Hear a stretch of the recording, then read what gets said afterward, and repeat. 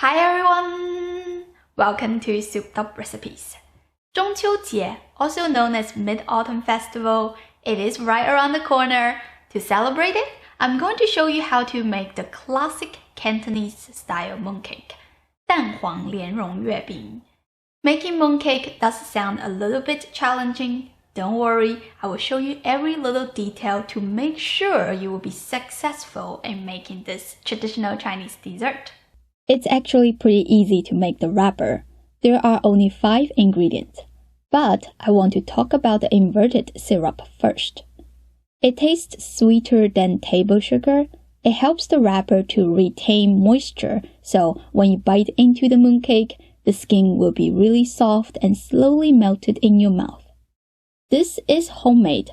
The process is very easy. You just heat the sugar, water, and lemon juice until it turns into a caramel color. Then add a little water to dilute the consistency. I'm not going to show you how to do that today because it can be easily replaced by liquid honey. I got 2 bottles of honey here. The left one, it has some sugar crystals at the bottom. Don't use that because it will affect the texture of the wrapper. You want the honey to be pure liquid like this one. If you ask me, can I use regular syrup instead? The answer is yes, but it is much thinner compared to honey, so you might need to slightly adjust the flour ratio to ensure your dough comes out with the right consistency. Another ingredient that I want to talk about is 碱水, lye water. It is an alkaline solution. It is used as a food additive for many traditional Chinese foods, such as hand-pulled noodles, mooncakes, century eggs, steamed buns. It helps to balance the sour taste because there was lemon juice added in the inverted syrup. But if you are using honey, you don't really need to worry about that. It helps to preserve the mooncakes so they can last a longer time. Last, it gives the mooncakes the right color. Let me show you. The left one is made with the lye water and the right one is without. The color is much darker and more beautiful. Overall, in my opinion, unless you're a factory that makes thousands of mooncakes, you can simply skip it and add the same amount of water to make up the liquid shortage. Or you can make a substitution by following the steps on the screen. I know that is quite a lot of information to digest. You can pause and read it if you need to. Okay, let's start making the wrapper. In a big mixing bowl, combine the following ingredients. 135 grams of inverted syrup, 50 grams of vegetable oil. I'm using peanut oil. Corn oil, soybean oil will also do good. 13 grams of lye water and half teaspoon of salt. Give them a really good stir. You want the syrup and the oil to be completely well combined, like that. Then adding 250 grams of cake flour. This is the brand that I'm using. Use a rubber spatula and mix this until you don't see any dried flour. It will take 3 to 5 minutes.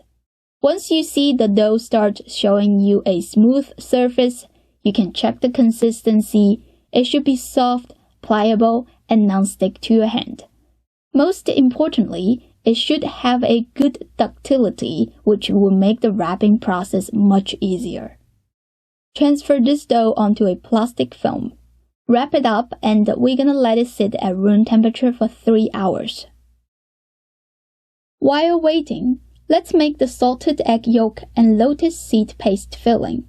This part is quite time-consuming. You can buy the pre-made filling from the store.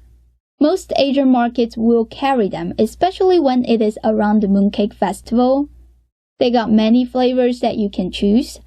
One thing I do want to mention is that if you check the ingredient list, it is made with white beans mainly. Lotus seed is like the 5th ingredient due to the cost. That is why I like to make my own. 155 grams of dried lotus seeds. You have to soak them 1 day ahead. My local Asian store carries 2 variations. I normally use this one. Why?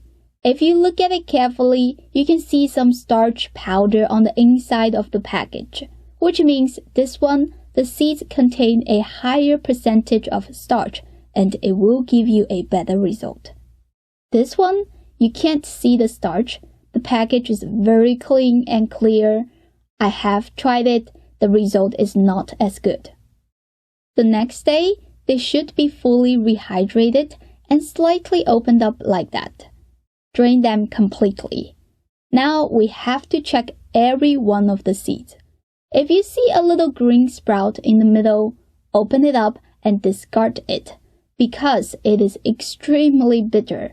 If you miss one by accident, it will affect the taste a lot. Not everyone has it though. It will be like 1 out of 20. These are all the sprouts that I found. I am using a pressure cooker to cook the lotus seeds. You can also use a regular pot to simmer them, but it will take hours until the seeds to get soft. Add about 500 grams of water to the pressure cooker. It's not that much because this pot can be sealed really well. If you are using a regular pot, you will need more water due to the evaporation. Switch the knob to sealing position. Press the porridge button. Adjust the time to 30 minutes. You will need about an hour in total because it takes some time for the pot to be pressurized. Once it's done, they look like this. There should be some liquid left in there. Take one and check the texture. It should be very soft and creamy like that.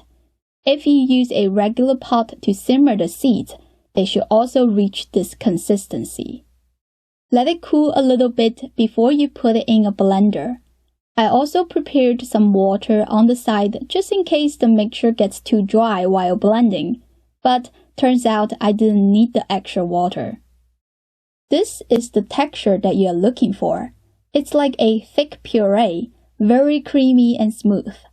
Pour this to a non-stick frying pan and we will slowly evaporate most of the moisture so it turns into a paste. You must keep the heat at the lowest possible the whole time and continue to stir to make sure nothing sticks to the bottom. Even with a non-stick pan, the lotus seed puree can stick to it if the heat is high. Don't ask me how I know. I learned it in a hard way. Here is 80 grams of vegetable oil. We're gonna add it to the pan in 3 batches. Keep stirring until the oil is absorbed. Then add the second batch. Stir, add the rest. Here are 2 tablespoons of cornstarch mixed with 2 tablespoons of water. You just do the same thing. Add it to the pan in 3 batches and stir it at the same time. You might wonder, lotus seed already contains lots of starch. Why adding more cornstarch? Well, it is optional, but it does help to change the texture a little bit and makes the paste more malleable. Once all the cornstarch is well mixed, you can add the sugar depends on your taste. I used 130 grams. Last, add half teaspoon of salt. Keep mixing. You will start feeling some resistance and your arms might get tired. At this stage, the paste is very sticky. You just keep mixing. As we continue evaporating the moisture, the paste will go to the next stage. It becomes less sticky and it starts separating from the bottom of the pan, but it is still very sticky to your spatula. As the moisture gets less and less, it will become more solid and you can fold it again and again. Eventually, it will go to the 3rd stage that the paste is not sticky to your spatula anymore. Even though we call it lotus seed paste, it is acting more like a piece of dough. You can feel it with your hands. It should have nice ductility. This evaporating process will take about 30 minutes. Transfer it into a bowl, cover it, and let it cool. Now we have the wrapper and the lotus seed paste ready. Next, we will take care of the other part of the filling, the salted egg yolk. Each pack has 12 pieces. We need 2 packs for this recipe because I'm making double egg yolk filling. you will find 2 kinds of salted eggs in your local Asian store. Suggest you buy the egg yolk only unless you got a separate recipe that you can use the egg white for. Put them on the baking pan. We'll bake them in a 300 degrees Fahrenheit oven for 6 minutes. This 6 minutes of baking is an optional step because the yolk is already cooked, but I think pre-baking will help the yolk flavor and the lotus seed paste connect better. Once the egg yolk is done baking, take them out. We will go to the next part, wrapping the mooncake. You can buy these mooncake molds online easily. $10 to $15 can get you a few different shapes, sizes, and patterns. This one is 100 grams. This one is 50 grams. If you're a beginner, I would suggest you go with the bigger ones because it is easier to handle. This small one is really like a bite-sized mooncake. It requires much more practice. For each mooncake, you will need 35 grams of the wrapper and 65 grams of filling. Let's divide the wrapper dough first. The amount that I gave is enough to make 12 mooncakes. It's better to use a scale so the end product will be more uniformed. Next, divide the lotus seed paste. Each portion of the paste should be about 42 to 43 grams. Later on, we will use it to wrap the egg yolks. 2 salted egg yolks weigh about 22 to 23 grams. Together, they will make 65 grams of filling. If you're working quite slow, you should cover them so they don't get dry. Now we have everything ready. Let's wrap the mooncake. Take 1 portion of the lotus seed paste. Flatten it in your hand. Place 2 pieces of the salted egg yolk in the middle. Carefully wrap them. Make sure you push out all the air. I used 2 egg yolks, so it's not going to be a perfect ball shape. It's going to be like an oval ball shape, which is fine, don't worry about it. Next, take 1 portion of the wrapper dough. Flatten it in your hand as well. Try to even it out as much as possible. Don't use a rolling pin because it will stick to it. Once the wrapper is about 4 to 5 inches in diameter, place the filling in the middle and flip it upside down. Continue to push the wrapper down slowly and make sure you don't trap any air. Flip it back up and keep expanding the edge. Once it becomes big enough, you can start folding it and close the wrapper. Roll it into a smooth ball and continue doing the next one. I strongly suggest you use gloves. It will be much easier to handle the mooncake. Dust a little bit of cake flour to cover the ball so it doesn't stick to the mooncake mold. Carefully put it in and avoid touching the sharp edges. Press it down until you feel that you cannot go any lower.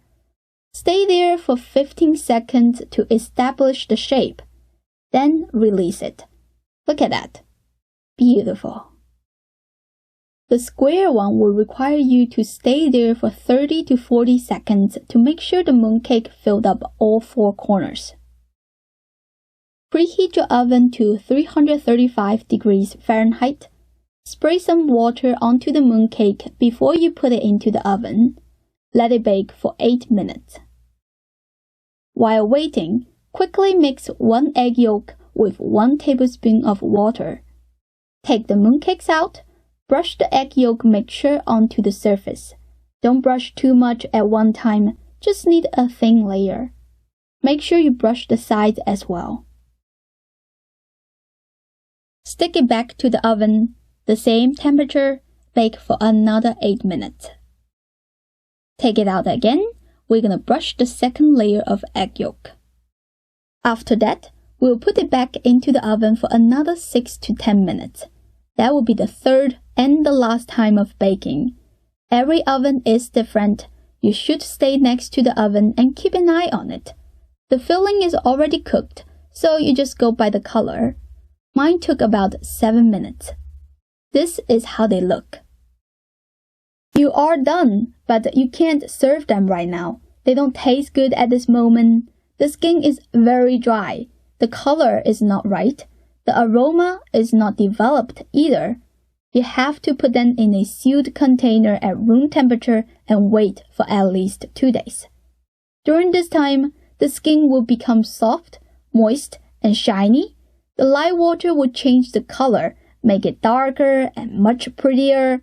The aroma, once you open the lid, that classic mooncake fragrance is just so delightful. 双黄白莲蓉 is my all-time favorite. No matter how many new styles of mooncake filling comes up every year on the market, this is the star. It has the perfect balance between the savory taste and the sweetness. The skin is nice and soft, very satisfying when you bite into it. As a Chinese, this is not just a dessert for me. It's also a symbol of reuniting. I hope you give this a try soon. If you did, leave me a comment, let me know how it goes. As always, you can click the link in the description and find the printable recipe. Thank you for watching, and I will see you next time. Bye!